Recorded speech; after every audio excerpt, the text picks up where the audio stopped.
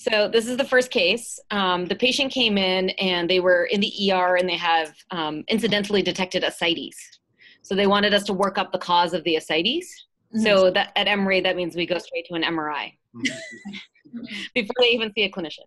So anyway, we were like basically hedging about this liver. Like, is this like a beaked appearance of the left lobe? Do we think there could be chronic liver disease? The portal vein was all open. We didn't see any other stigmata, portal hypertension. And we see a small amount of ascites around the liver there. So we were looking like, okay, kidneys look good. We see some ascites. Mostly it focused on the liver.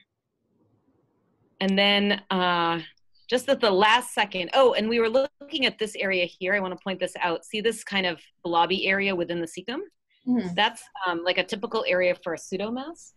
So right where the terminal ileum like kind of pushes like a succus bolus into the cecum on CT and on MRI, you can get this kind of pseudomass appearance within the cecum. So don't mistake that for, and usually it looks exactly like the stuff coming out of the terminal ileum. So it's like contiguous. Anyway, so the cool part about this case is that we finally were like, okay, let's just clear the appendix. And here we see this dilated tubular structure. And then we actually see the rupture in the appendiceal wall here. So it was the first time I saw the literal opening of an appendiceal mucinous neoplasm causing jelly belly or ascites. So, and there's more fluid in the pelvis here. So this is early pseudomyxoma peritonei.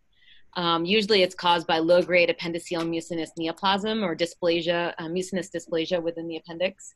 And then that mucin gets extruded. There's not usually a lot of cells in this fluid here. And then it's usually treated by HIPEC. Do you guys do HIPEC where you are? Mm-hmm. Yeah. So anyway, so HIPEC is basically they'll take out all of the fluid and then they'll strip the peritoneal lining and then they infuse in chemotherapy and then they heat the patient up and shake the patient back and forth. They call it a shake and bake for like an hour. And you either have a table that can shake back and forth or you have a med student like shaking it back and forth. Are you serious? Yeah, and this actually came up because like some med student was pregnant and like they were asking me about the fumes and then like the surgeons were all like, yeah, I wouldn't stay in the room if I was pregnant. And I was like, well, why are you making a med student stay in the room?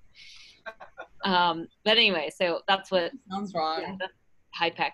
And then usually they try to get over 90% of it. The trickiest areas to get the fluid and the mucinous like material is in the portal hilum and then above the liver and spleen.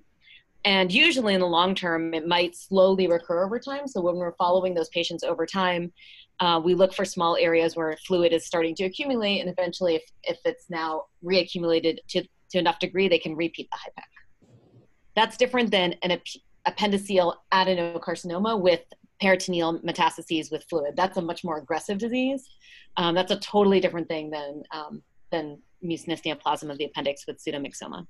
They still get a hemicolectomy. Yeah, so this patient would get a hemicolectomy. If we saw this and it had been intact, that's a really important one to bring up. Like, say we said it was intact and we said, oh, it's appendicitis. It's really important if we see like the cystic dilation and it's not inflamed to bring up a mucinous neoplasm. They would do a right hemicolectomy at the time of the exam to make sure they didn't just like cut through the base of the mucin. That's a cool case. Yeah.